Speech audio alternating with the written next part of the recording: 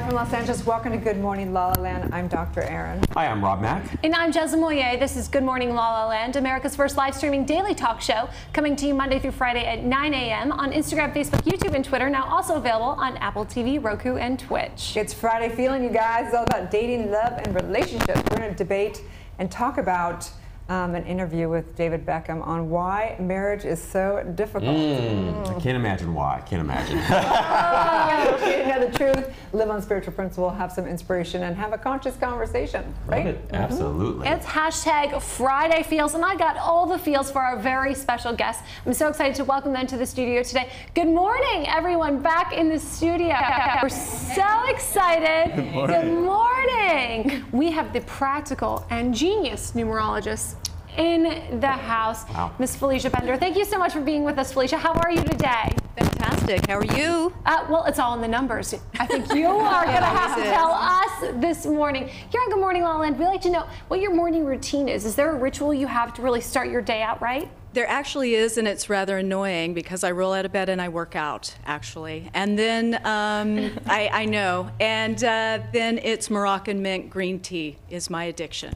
So that's my morning routine. Green tea. All right. We'll try that one. That's a Yeah. novel answer, too. That Very is the specific. first one. We have got Miss Evie McKinney in the house. Good morning, gorgeous. Good morning. We're so excited you woke up, showed up, and shined with us today. Look at that hair. Yes. This Kill girl it. is on Thank you. fire.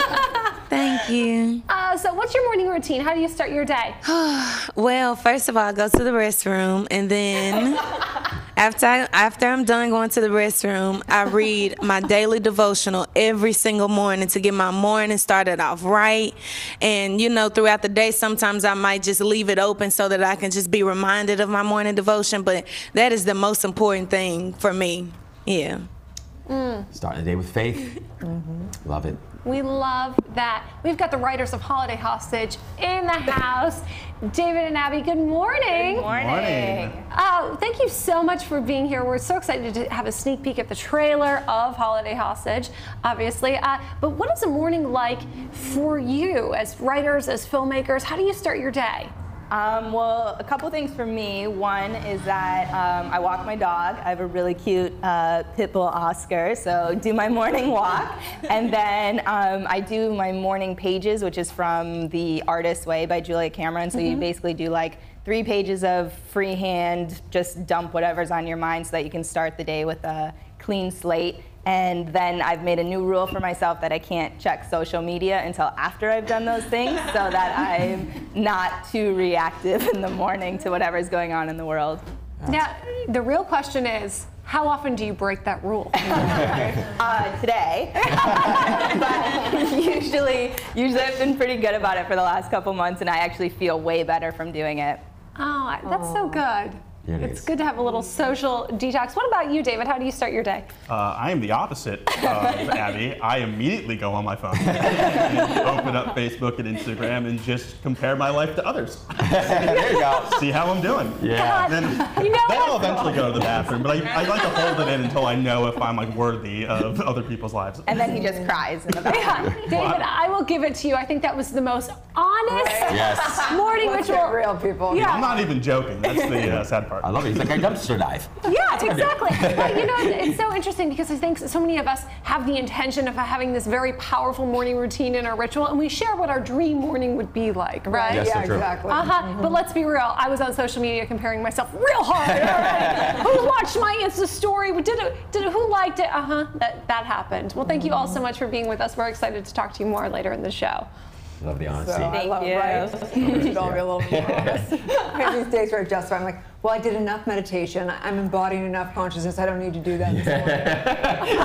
That doesn't work out. He wants the alcohol. Doesn't work out so well. For sure. How was your night, Jess? It was great. You heard Ariana and the Rose at the top of the show. She released her new single, Night Owl, today. I was there last night for her Light and Space show. It was incredible, you guys. It was seriously like a celestial, intergalactic, immersive music party. Wow. I've never seen anything like it. They have these live performers and these dancers. And let me tell you, she was a guest on our show a couple days ago. And if you missed the interview, I would highly encourage you to check it out. It's available as a podcast on iTunes as well, because she, mark my words, is an up and coming rising star. I mean, she will be what the next generation Lady Gaga is. But I just want to know about the glitter bar. Like, what was that What like? happens to the glitter bar? Yeah. What exactly is a glitter bar? First of all, it was eco glitter, Yeah. and there was a line around the bar, and people were just covered in glitter, and they looked so cool because the lights were dark and dim, and they were blue and purple, and everybody was just catching the light, and it like brought everybody's wild side out. It was like sans gender and judgment. Everybody just went crazy and was into the music, and there were some great opening performances. It was really cool. You know, Erin mentions often about pattern interrupt or disrupt. Sometimes it's so necessary to put yourself in a space totally different, right? I feel like I drive around town and I'm like, red carpet, runway, here, there, and everywhere, get my picture taken. But it was so cool to just get glittered out. Oh my gosh. And immerse myself in this great live music and just fly whatever freaky flag I wanted to fly and dance it out. And it's like the universe will either decide to do a pattern up when you really need it, or the universe will do it for you. Like, my place is being fumigated next week, so I have a little pattern interrupt. I have to like pack all of my clothes, all of my personal things, Oh, man. put them out in storage, and vacate for a few days. Oh, so my gosh. the universe will do it either, you know, you can decide to go to a glitter bar, or the universe will make you have a pattern This interrupt. is true. This is true. The law of life is change. Right? There's no It's question gonna be about change. it, for sure. I love that. So what are you gonna do? You're gonna hit a hotel or? I'm just gonna get an Airbnb. They're not paying me much, my landlords, to do it, but it's great. You know, I'm like, okay, cool. Let's just be on vacation for a few days. It's good to have the place to yourself and not to have it, you know, tear with the bugs. And I totally believe that the universe will do whatever it needs to happen will happen. My closet's like, I need to go through my stuff and clear it out. So I'm like, okay, I'm gonna like pack it all up, and when I have to bring it back in, it's not going back in if it doesn't belong. So A little you early know? spring cleaning. Well, you Fall. know it needs to go back in your closet.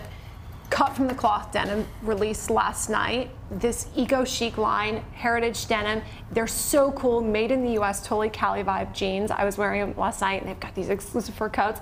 We're definitely gonna have to get you a pair because they're gonna come on the show next week. Let's So do it. make room in that closet for Cut for the Cloth. More swag. Right. That's why. Hey, I got. You know, there's just things in there. You're like, well, I might wear that like true. one occasion for whatever. Like, nope, that does not belong. If I don't love it, like that's the whole thing. If you don't look at it and get excited and blissful, no, it's got to go. It's so true. Someone else. It'll make somebody else happy. That's a good law to live by, not only in your closet, but also like in For your love sure. life and like your career, Yeah. right? Yeah. You know, I look here. I'm just like, not someone else would get more bliss. You know.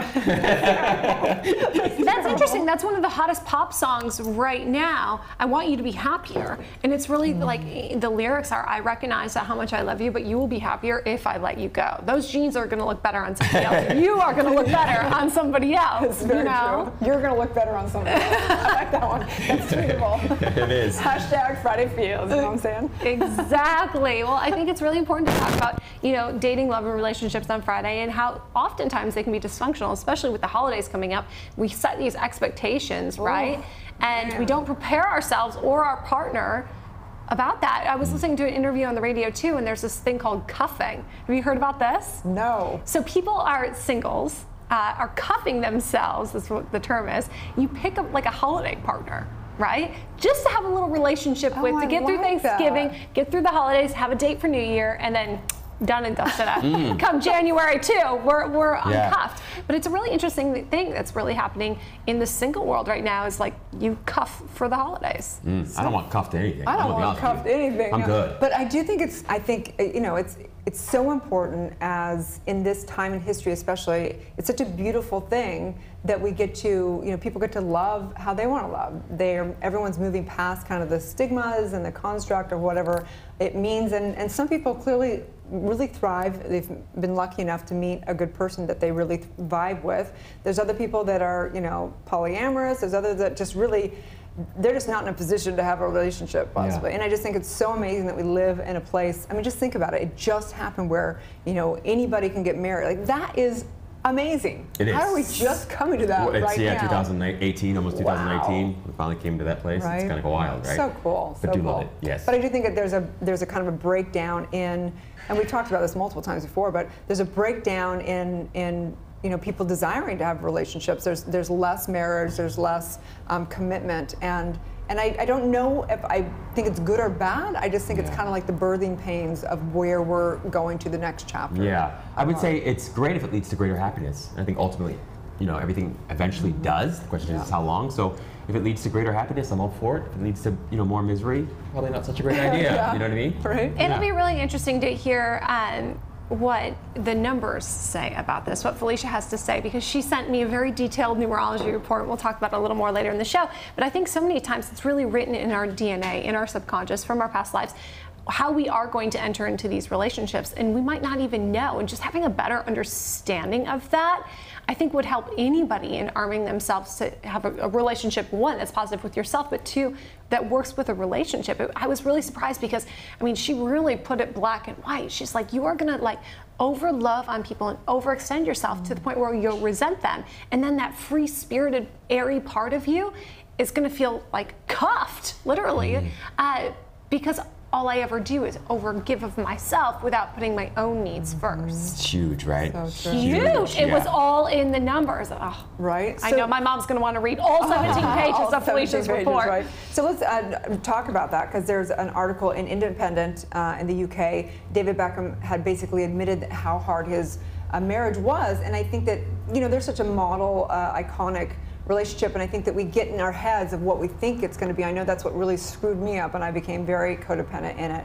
But I think it is interesting that if you take a look at the numbers, that we have almost 60% divorce rate, and then how many of those people that are married are really happy. And we found that basically the same amount of people that are married and are single are happy and not happy. So it doesn't matter if you're happy or wait, you mean marriage doesn't make you happy? Yeah, right. Oh, wow. Right. So what a realization. So the numbers are the same. And so the point is that exactly what Rob said, if we're looking for that to fulfill us or to be easy or whatever, the more you complicate your life in career, in relationships, and whatever, of course it's going to become more complex, right? Yeah, totally. What do you think's at the root of that, Erin? Why do you think marriage is so difficult? Honestly, I'll tell you why. Because Yes. knowing one person's consciousness, it's so complex, our own consciousness, trying to get clear, trying to have a great relationship with the self, and then you put another consciousness and another person's complexity together, and then you're like, let's try and make this complex together. And it is, I believe it's the most complex area in the universe, and I also think it's the most advanced spiritual practice. Yeah, I agree with you. People are, there's an incredible opportunity to be more focused now than ever, and people struggle with being focused and with regulating their cognitive and emotional agility now more than ever. So if you can't regulate your own and you add somebody else into the mix, Right. if you can't think what you want to think and feel what you want to think intentionally and consistently, and you invite somebody else into Right. that, that's just a recipe for unhappiness and frustration and projection and all that good stuff. So of course, my encouragement is always to be as happy as humanly possible yourself, never to outsource how you feel to the other person, whether they did something to you or not, whether it's justified that you're angry or any of those things or not. That won't help you fix the situation. Right. That's not going to help you feel better. So what do you guys think? Because Joseph, I want to ask you also that, because people, I've had that exact same conversation, and people have argued, well, that's crap because it's about sacrifice, it's about, all that. And I go, well, that's kind of old school in my opinion. What do you guys think about that? That's interesting, because I do think that that's kind of the old way of looking at relationships, is how much you are going to sacrifice or how much you are going to compromise. And I think being in a healthy relationship is a full-time job. It is a ton of work, but I don't think either of you should sacrifice or compromise anything. That's only going to lead to resentment and failed expectations for yourself, for your partner. But we're in a very interesting time because, we're expecting more and more of ourselves, being self-aware, being conscious. We've got to give to our social medias and our careers and these goals and life purpose statements and whatever. And so throwing another person into the mix is a huge deal. Nobody has time to sacrifice or compromise any of that for anyone or anything else. I've gotten to the place where I'm like, look, this is who I am. I'm a workaholic. I'm totally self-centered, but you'll have the most amazing life all the most time. Blah, blah. But I'm like, let's paint the worst picture instead of let me try and pretend to be somebody that I'm so perfect and it's all good. that. You don't send your publicist to the dates anymore. Just show up yourself. I'm the worst person sometimes. I'm a total narcissist. If it works for you, great. If not, then you should really fulfill upon your own stuff. Yeah. I recently learned in the past year that when I was approaching relationships, I wanted to make myself so needed by the other person. Look at everything I can give you. I can contribute this amazing life, and I'll show up, and I'll look good, and I'll do good, and I'll do the part, and I'll introduce you to the right people, and I'll lift you up, and then you'll love me.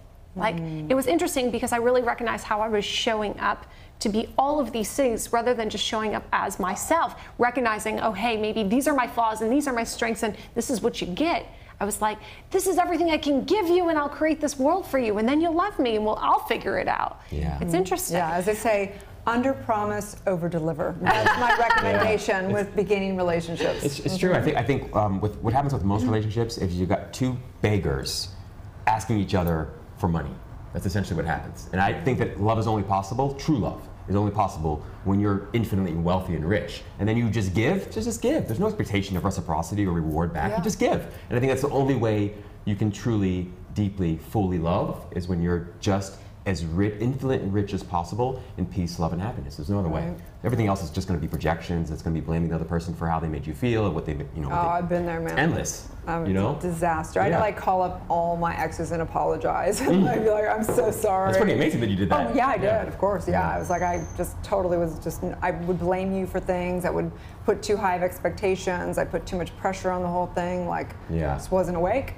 It's a good reminder though, because I think we often, I know when I was young, I would always say, oh, so and so disappointed me, or someone would say to me, Rob, you disappointed me. And I've come to realize that if I'm disappointed, I've disappointed myself, because it's nobody else's job to fulfill my expectations. They're my expectations. You're off the hook. You're not responsible. That's so interesting. Right? Those were my expectations. I'm imposing them on somebody else. That's ridiculous. It's like the same way you give money. You give money, and I always give money. I only gift it. I don't loan it. You know how I know it's a loan?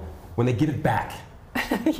You get what I'm saying? That's very true. That's ridiculous. It's a ridiculous idea. I'm alone. He knows. He knows. It's true. Yeah, so true, he kills it. Let me just gift this to you. If you happen to give it back to me. That's great for both of us, but I'm clear about that. I love it. Well, we've got some great people in the house. Let's find out about how they've created lives that they love, relationships they love, and so on and so forth. We'll be right back. Montoya, and I am a woman warrior. As a little girl, my joints got swollen. I was walking on crutches. Nobody really knew what was wrong with me. And when we finally figured out that I had juvenile rheumatoid arthritis, it was pretty hard to learn that I had an autoimmune disease because there's no cure. Back then, it was so expensive to get treatment. My family didn't have a lot of money. My joints would get swollen and I would have to get them drained. Imagine sticking needles in your knees and draining all the fluid just so that you can move around. I've been picked on my entire life. And my mom always taught me, what other people think about you is their problem, not yours. It was just something within that I've always wanted to do my best no matter what. And I think that came from having this disease and knowing that there was no cure. And so you take one weakness or sickness and you turn it into something positive and you just learn, don't complain, just find a solution.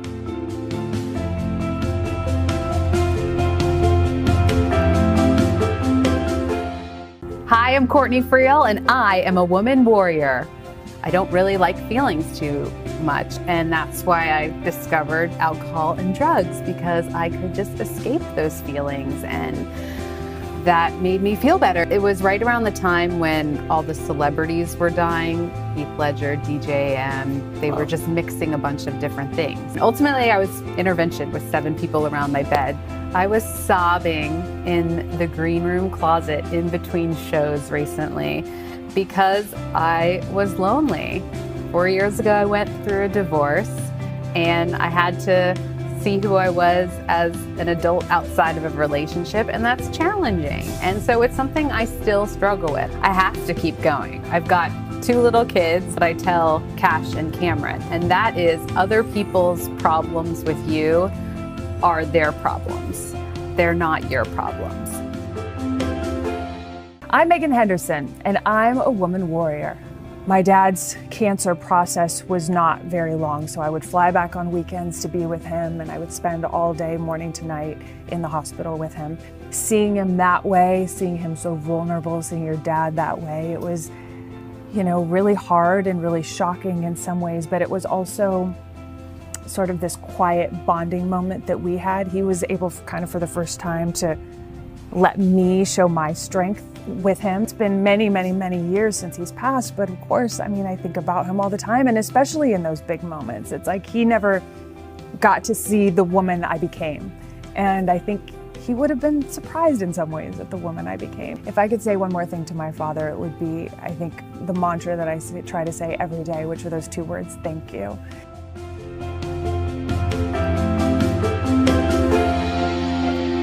I'm Christina Pascucci, and I am a woman warrior. One of the most painful moments I had to endure was when I was 10 years old and someone that I really loved deeply and trusted was facing an addiction and had a lot of demons and was on a drug-fueled rampage and attacked me. And as painful as that for me was a defining moment. I am grateful for it. It's really made me appreciate people and have compassion for them. I'm thinking about what their life journey has been like, what hardships have they gone through. If I see someone who's lashing out in pain, what's the story behind that? What's really pissing them off? And I think I would have had that life perspective or appreciation for humans to the extent that I do had I not been through what I went through.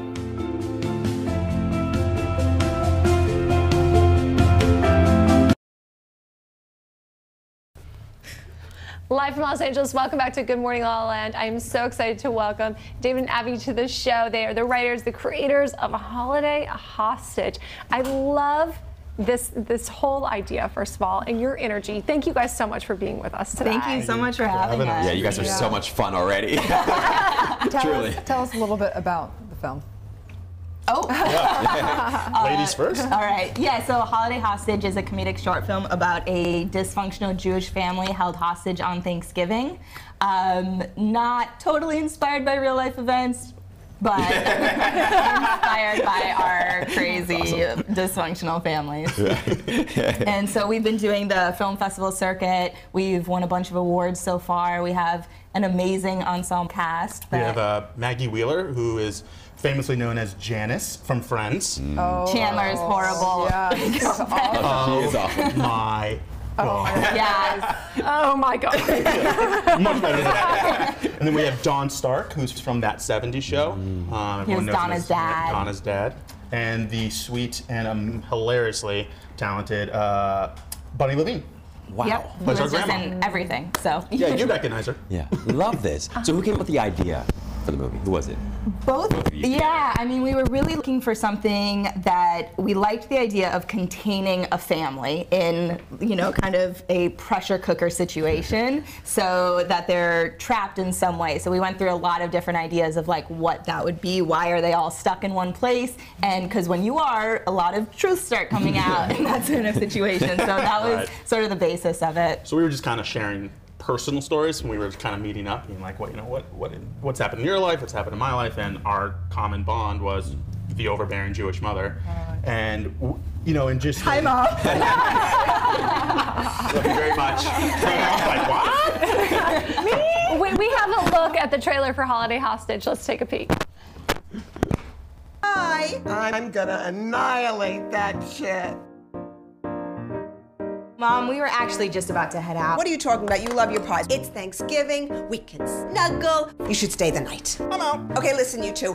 Call me when you get home. Everyone shut the fuck up!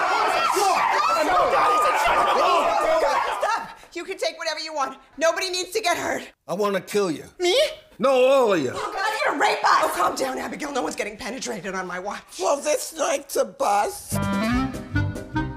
I need to go back to prison. I just got out on parole and I hate it out here. Maybe we should think of another way. Rob a bank. Suck dick for money. What? People do that. People like you? I've never sucked dick for money. Why do you keep saying for money? Abby quit school! What? Should I kill her? Tell me that isn't true. Explain. I gotta use a toilet. The last moments of my life spent watching a grown man shit.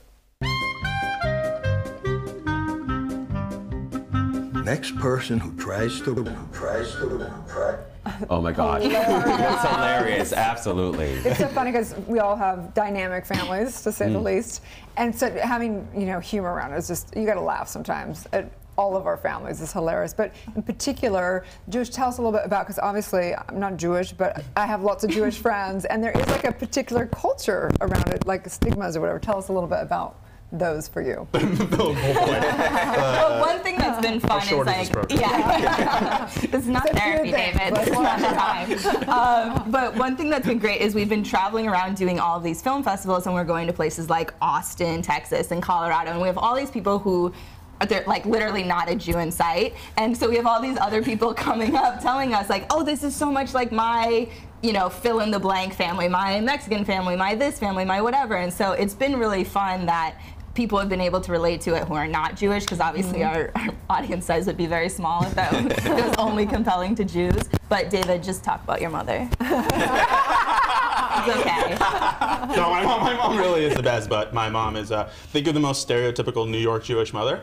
And hi, Mom. That's you. But no, she's been great. You know, it brings, she's one of the funniest people I know. I started in this business in stand-up, and of course, like half of my routine was basically just honest to God true stories right out of her mouth. Yeah. But she's the type of woman that I would, you know, how she would set me up in her pitch line was, oh, David, you'll love her. She's 27, doesn't look a day over 15. Speaking of that's not good. Speaking of these mothers, they were crucial while you were fundraising for this film. Tell us about that. Yeah, so we had to do an Indiegogo crowdfunding campaign to raise money to shoot the film, and one of the ideas that we so we had a month-long plan, but on our first day we actually raised $20,000 in the first 24 hours. Wow. And we were like, oh, we gotta change our plans. We had to completely regroup. And so a really late night call, we were like, what can we do to up the ante here? And we came up with this idea that we would let our real life Jewish mothers create and run JDate accounts for us. Wow. With zero interference. And so they're not allowed to do anything. So they could like pick the matches, they could chat with them. What's JDate? It's like Christian Mingle, but for Jews. Okay, got it. It's like, you know, Bumble, Tinder, Match.com, dating app. Yeah, so our moms got on, they created the profiles for us, they described us in the way that they felt that we should be described. And how did your mother describe you? Well, wait, what was the one? David's was the best. She was like, if you love, you know, sports and skiing and board games and love to be emotional. Love to be emotional? What does that even mean? She's like, you cry a lot. Like, only in commercials. Like, commercials get me. We're like a robot in like real life. Like, you tell me your feelings. And then feelings. that Sarah McLachlan song comes on. That gets all of us, honestly. And this is us. Yeah. This is us. Come on, Jack. Yeah. So did you have any success with these? Did you go on any dates? No. Well, we did. We did go on. Did we have success? No. Did we go on dates? Yes. So part of what we did was we uploaded like screenshots of all the chats to our Facebook following and to weigh in on who they thought that we should go out with. So we said like when we hit a certain benchmark, they could pick who we would go on dates with. So we each went on a couple. Mother does not know best, I would say. Summary. There was one date where like, and all of them were like so sweet. Oh yeah, if you're there watching was one this, date where I'm nice like, God, this woman seems so familiar, and I can't put my finger on it. And then halfway through, I was like, oh, she's my sister. This is my sister. My mom set me up with my sister. Like literally, like everything. And I was like, well, I am so sorry, I have to go. Oh, that's so funny. Too close. Yeah. My mom was like, but wouldn't that be great? And I was like, no, not so much. You need to work on boundaries. Holiday Hostage has truly been a family affair. You've had massive success. Congratulations. So what's next on your journey with the film? So we're getting close to wrapping up the film festival circuit. We've had a good run. Like I was saying, we've been to a lot of different festivals. And not just been, but won. Won, yeah. Yes. Won like 5 best comedies, 1 best picture. Couple best ensembles. Obviously because of our acting. Naturally. Not because of Maggie, Don. And so from here, we have a lot of other projects that we're working on. So David and I have projects that we're writing together, mostly television pilots, and then stuff that we're working on separately. As for the film, we're actually exploring some options for distribution, and then also it's going to go out to all of our Indiegogo's supporters and everybody kind of online in a blast. And then what's funny is we actually, the JDate experience that we did, we actually turned that into a coffee table book, which we're on the process of getting out to the public. Oh, that's great. If you want to look at our experience, feel free to buy that. So many mothers are very inspired. Right. Jewish mom watching this is like, yes. I know we've ruined a lot of lives today. So tell everyone where they can find you. and walk your journey in this adventure. Totally. So holidayhostage.com is the home base for everything.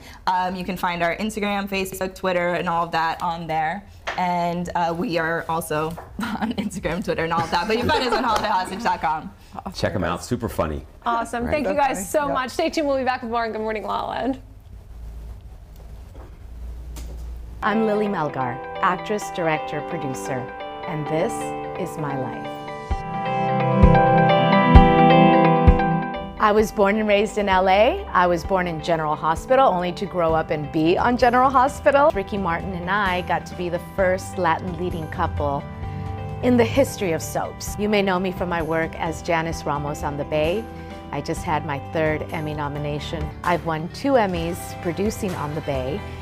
As my career grew, my desire to be behind the camera also grew. My first directorial debut was the opening video for the Spice Girls reunion tour. All I can say is dreams do come true. You gotta believe in yourself, you gotta go for it, and don't ever give up. This is my life.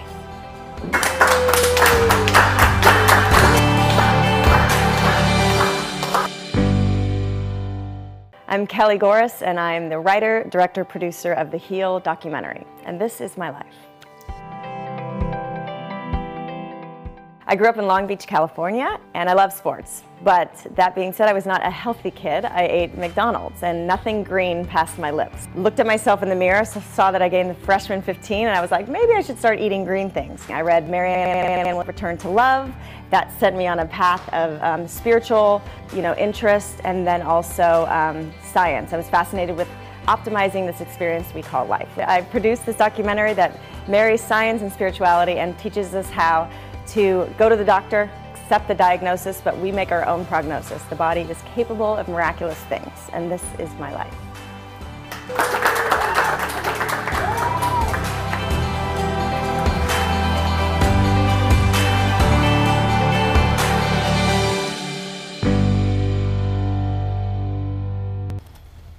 Welcome back to Good Morning La La Land, live from Los Angeles. We are in-house with the practical numerologist, Felicia Bender. Thank you so much for being with us today. Thank you. I saw this great interview with Felicia with our Focus TV family, Joanna Garzilli, and I was instantly hooked. I was like, I need to know more about numerology, about you, about your genius. Where did this begin for you? It really began for me years ago, as many things do, right?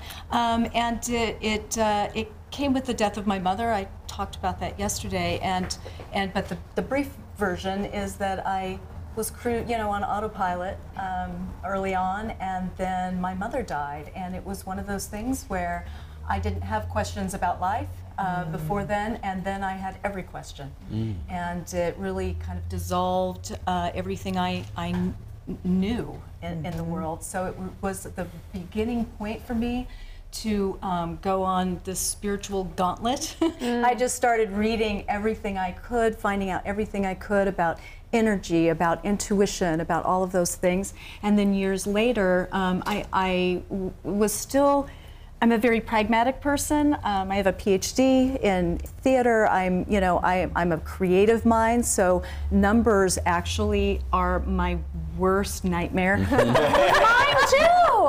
No, literally. I hate math more than anything on the planet, and so if I can do this, anyone can, just so you know. And yet numbers, for me, ended up being, I was at a bookstore. I don't know if you've ever had this happen. It's kind of like a bad Stephen King novel or something, where something like shoots out of the shelf at you.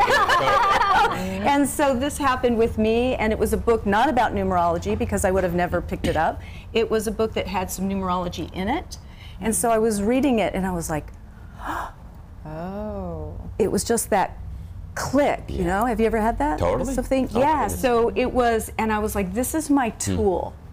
Because I was looking for the intermediary, right? The tool to use. And so for me, numbers ended up, I did the basic calculations, and then I just ate it up because I was like, how does this even work? It's so phenomenal. And the basic thing about numerology is that, because no one really knows what it is, they're like, You do what with numbers? Yeah, most people think it's like psychic and numeral. Right, and astrology. A lot of people, and it does go together. We're all attempting to do the same thing. And yet the very short version is that the type I use comes from Pythagoras. Were you paying attention in math class? I was. Pythagorean theorem of geometry.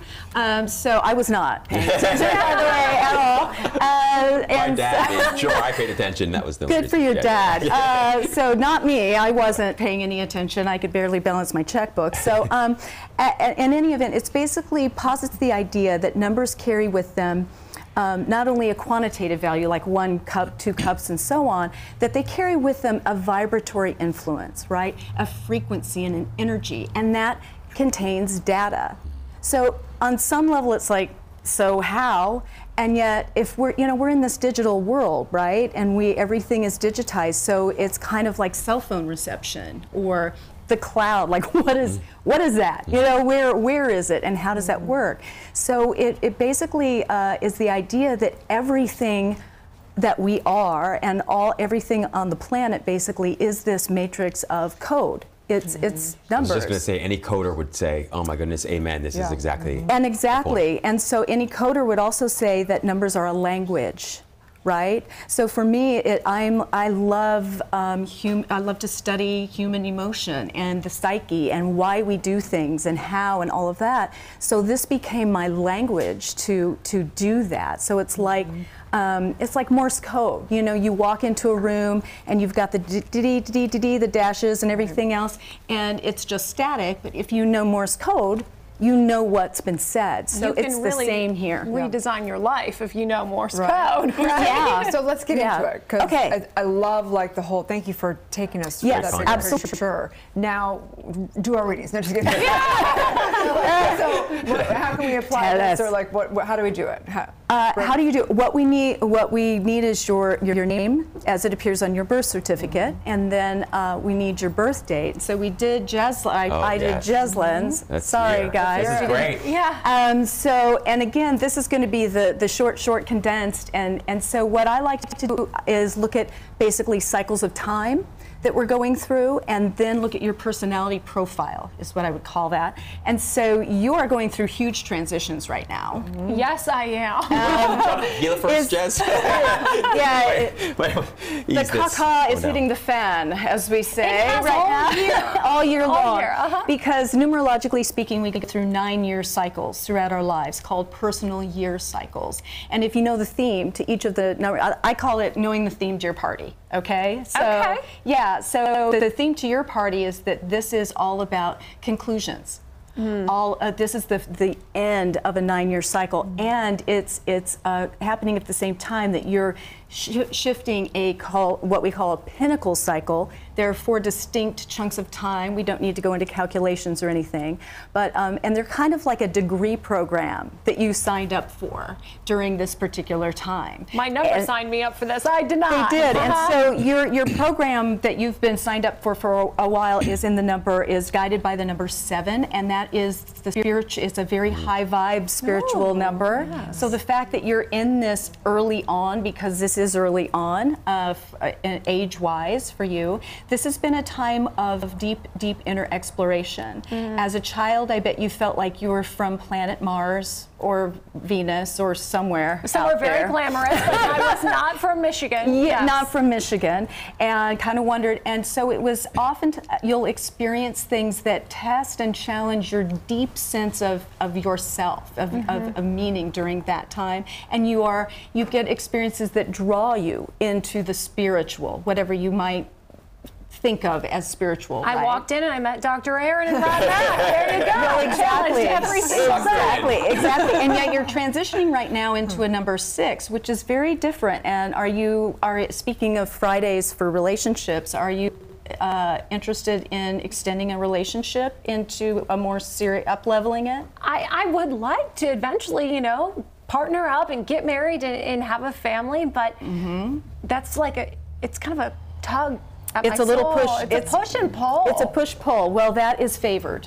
This next cycle, this next 9 years is guided by the number 6. That's all about nurturing. It's all about home and family. It really is a time where we feel pulled to nest on whatever that means to you. It doesn't mean that you have to have children, and yet it will make you want to be more nurturing and feel more at home and deal with those sorts of family responsibilities. It's often a time where people get married and have children. It's interesting, just to interrupt for a minute, if I could. Yes. Because we've had many psychics, we've had numerologists, we've had astrologers, and it's fascinating how similar the readings are when they do read for us. Like it is pretty fascinating. Yeah. Just last week, they said, they looked at Erin, they said, real estate, you're gonna move. And then next thing you know, she's getting her house fumigated and she's on the move. There you go. And they said love. That was what the psychic told me. Yeah, yeah. And so what I love about it is that I work with some astrologers as well, and I jokingly say, but seriously say, that once you know both your astrology and your numerology, you're out of excuses.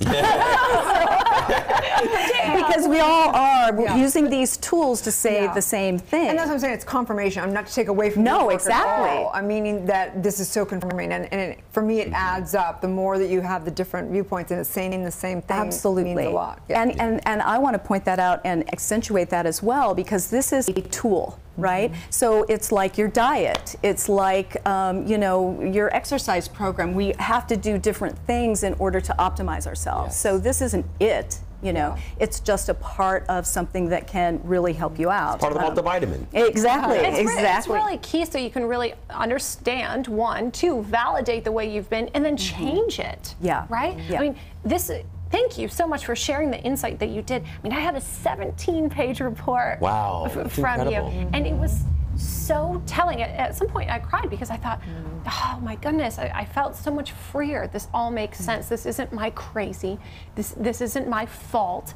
This is just my numbers. These are all my little Morse codes, and this is what I need to do so I can move forward into the next year. Yeah. So what does she have to do now? It's I would say does some action to take? Absolutely, because your life path is kind of like your sun sign. So your life path is a 3. You're the communicator. You are all about creative self-expression, emotional sensitivity. You are meant to be in the spotlight, and also you're really learning impeccable communication. So anything in broadcasting, anything in writing, anything like that is very favored for you. And so then we also understand that we're always dealing with the opposition, right? So there are the flip sides and the challenges to that. And so for you, that's extraordinary self-doubt. Oh, yeah. And I'm going to highlight that one because you have several. It's my job as the interpreter here to put it together, kind of like, you know, the chessboard. And you have a challenge in the number 1, which is about that's the same. I would just say it's the same thing. It's that even though you can present as large and in charge, you know, underneath there's a lot of anxiety and a lot of self-doubt, and there can be a lot of self-esteem issues. So that's something that I would say just to highlight and to build on that and understand when that devil's on your shoulder that it's usually propaganda, you know? Yeah. And just to even know that, or to hold hands with it, make friends with it, say, okay, I hear you, but I'm going to turn the volume, or maybe you get a timeout in the corner for a little while today, you know, while I focus on the positives and what I know that I'm really good at. And or let us know, and I got a mean right hook. Right out for you. There you go. There you go. Absolutely. And so, and you've got a highly creative numbers. So I would also say that if you're depressing your creativity, you will feel down. You will feel depressed on that level. So, and oftentimes, again, it can be a struggle because a 3 has so many ideas, so little time. Oh, yes. Okay. Yeah. Well, thank you so much for sharing this insight. Tell everyone where they can follow you and get their own chart done. FeliciaBender.com is the portal for that. So that's where you would go. Fantastic. Awesome. Thank you so much. And you can get this book and totally.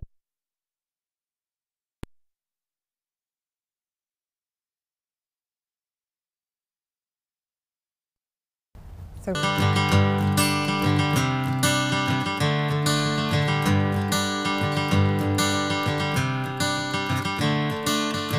Another turning point, a fork stuck in the road. Time grabs you by the wrist, directs you where to go. So make the best of this test and don't ask why. It's not a question, but a lesson learned in time. It's something unpredictable, but in the end is right. I hope you had the time of your life.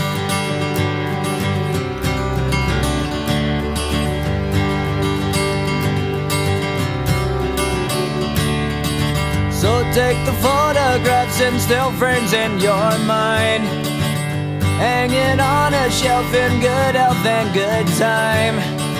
Tattoos of memories and dead skin on trial. For what it's worth, it was worth all the while. It's something unpredictable, but in the end is right. I hope you had the time of your life.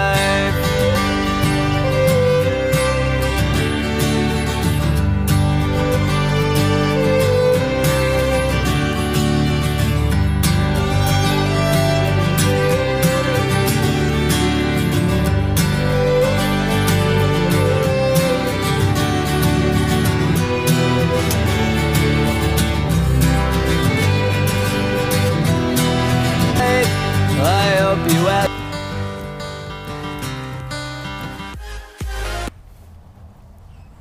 Welcome back. We are live in Los Angeles with Evie. I am so excited. You are such a star on the rise, all the way from Tennessee, and you have got the voice of an angel, girl. Thank you. Thank you. Thank you for being with us. It was so exciting to watch your journey. Tell us a little bit about your experience on the show and where your journey as an artist began.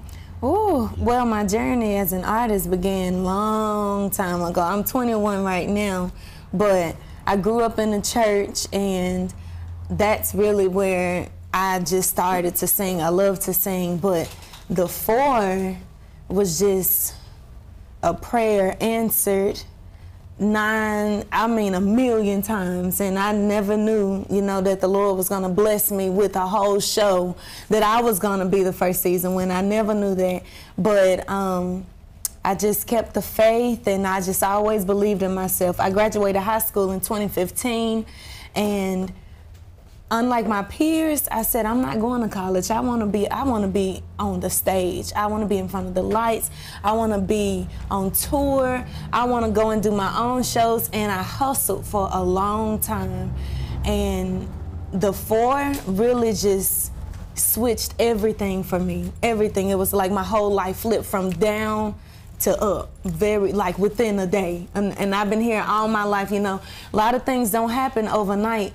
But it's crazy how, for me, it really did happen overnight. Yes. I have an important, love that. Such a personal question I want to ask you, because I know people want to hear about like how you make it and Yes. I'm so curious how you would describe the feeling of being in prayer. What does that look like for you? Oh, that is a bad question. The feeling of being in prayer is the freest you will ever be as a human being, because a lot of times, because we're physically humans and we live in this world and everything is about what we see, smell, touch, and all of our senses.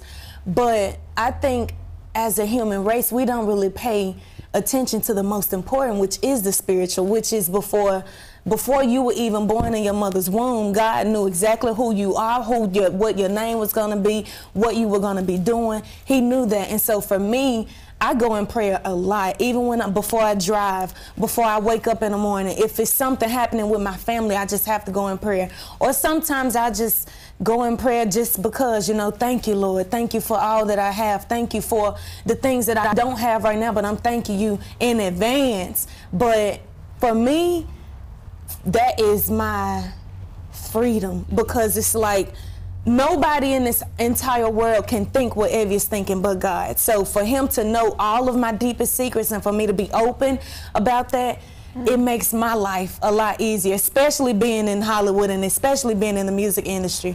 I just want to always let God know, as long you here for me and I'm here, yeah. So what does that look like? You get into a state where you're communicating, you get into a like what is prayer for you? Well, I mean, prayer for me is just bringing heaven down on earth. And it doesn't really look like anything, but I mean, it can look like however you want it to look like. Like I said, praying in your car, praying before you eat, praying while you at the club. Sometimes.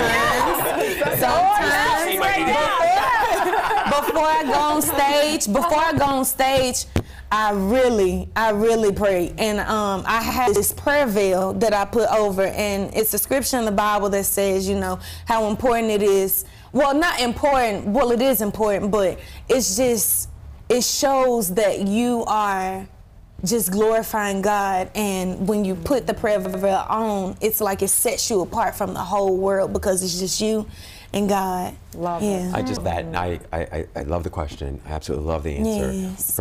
Because for me, I've always thought about prayer at the highest level is just really practicing the presence of God. Yes. Going to God the same way you go to your mom. Yes. Not to get something, but for the joy of being in the presence. And yes, you can ask your mom for things or God for things. But the highest prayer is just doing it for the joy. I just Amen. love that. And that is very, very true, because a lot of times you will get no. Just like before the 4, I tried out for American Idol, I tried out for The Voice, X Factor multiple times. You're talking about 4 to 5 times per show, and I would go on those auditions singing the same thing, Aretha Franklin, Tina Turner, and I would always get turned down. I would always get turned down. But I just had that one yes, that's all it takes. As long as you stay consistent, stay persistent at what you do and what you believe in and in who you are, you know, it's gonna work out. Like I would tell my teachers, some of my teachers would tell me, well, you know, if you don't go to college, it's not gonna work. You gotta have your plan B. I would be like, baby, music is my plan A, B, C, D, E, F, G. All the way to Z. It is everything for me. Yeah. And you know what? I proved something to myself, because no love is like, I mean, God's love is the greatest above any kind of love in this world. But when you know God's love and when you know how much He loves you and how special you are, nobody can tell you anything. Nobody can tell you how to live your life. Nobody can tell you what to do. Nobody can tell you what you need to do, because that importance and that significance and that special bond that you have with God is almost like, whatever I want to do, He's going to make a way for it anyways. Well, I just love that. It's all in the numbers. Oh my God. He put it in the Morse code. One of my favorite quotes, I think it's St. Francis, he said, love God and do what you want. Because when you love God, you do what God wants. Yeah. You just and think it's what you want. whatever He wants, when you really love Him, whatever He wants, that's what you want to. Right. Exactly. Seek heaven and all things are done unto you. I truly believe that there's a little gap for people, and I completely get the semantics. I completely get the man and the he, you know, and I think a lot of people struggle with that. They do. And that's okay. And it's okay. There is no sex to God. And just knowing that truth and knowing that presence, and it's so amazing to hear you describe it. And you have a presence about you, and I'm clear that what it is. Yes, so thank you for embodying Thank you. that. Thank you. Would you grace us with a song? Oh, yes. Maybe a little something. Don't mind if I do. Yes. Well, this is actually my single that I released August 2nd, and I premiered it on the 4. The 4, you all know the 4. It stars the one and only Diddy, DJ Khaled, Megan Trainor, and Diddy actually, he co-produced this song. Now, I haven't done no warm-ups. How do you feel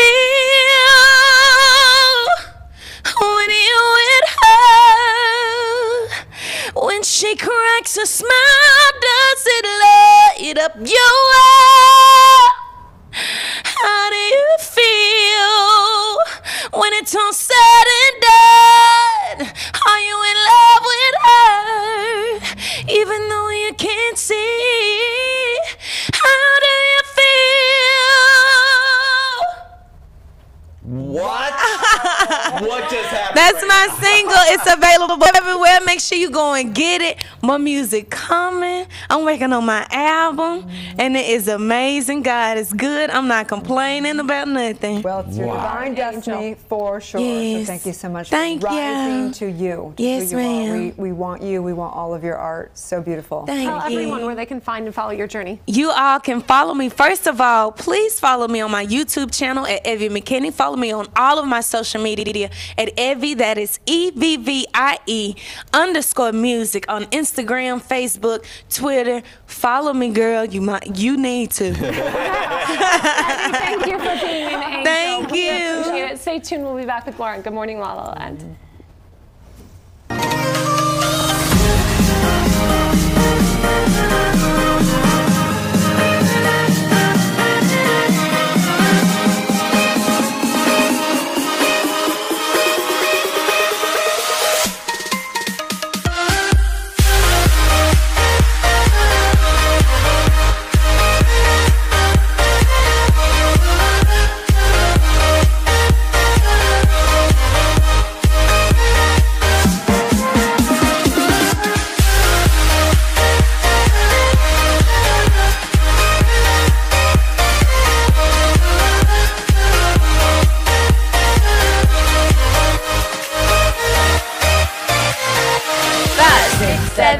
We are the Mouseketeers, and we proudly wear our ears. We mousin', we mousin', M-I-C-K-E-Y-M-O-U-S-E, go Mickey Mouse. Good morning, La La Land.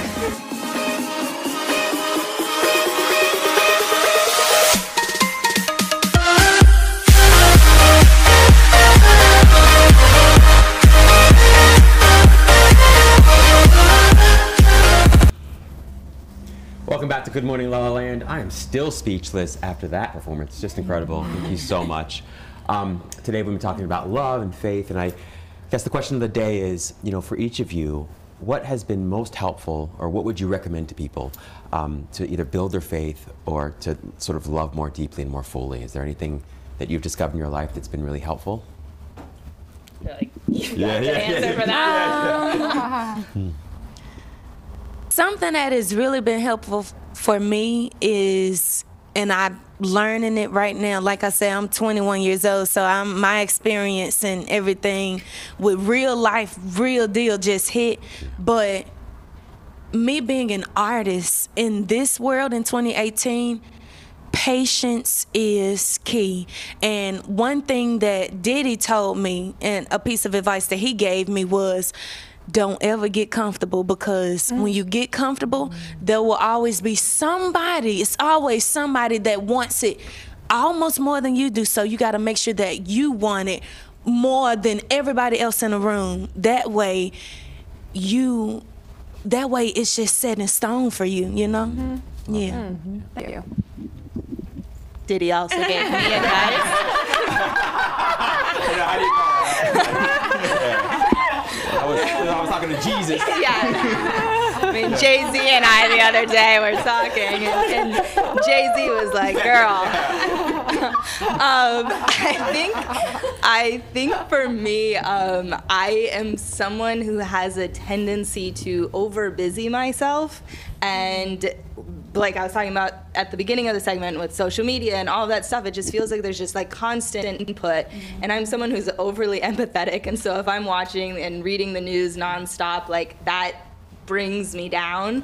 And so finding ways to like stay informed and stay up, but also, protect myself. So for me, it's been really allowing myself and my brain space to breathe. So whatever that is, if that's my morning pages or walking my dog or just taking a little break in the middle of the day, so that I'm not just like constantly going without even thinking about what I'm doing. It's such a good point. I struggled with that myself for a long time as a coach and just as a person, because I was empathizing so deeply for people that I was getting stuck and trapped in that very unhappy, like conflict-ridden space. And then I had this realization, it was just God. It was like, if people are suffering, you need to offer them what they don't have access to or can't access right now, which is peace or love or happiness, and be part of the solution and not part of the problem. Yeah. So what you said there is gold. And Lin-Manuel Miranda has this great quote, the creator of Hamilton, that he's like, if you, and I'll butcher it a little bit, but like if you absorb all of the world's problems, you will drown, but pick the ones and make them count. So the ones that are to you, really make those count, and don't drown by just absorbing it all. Fantastic. Cool.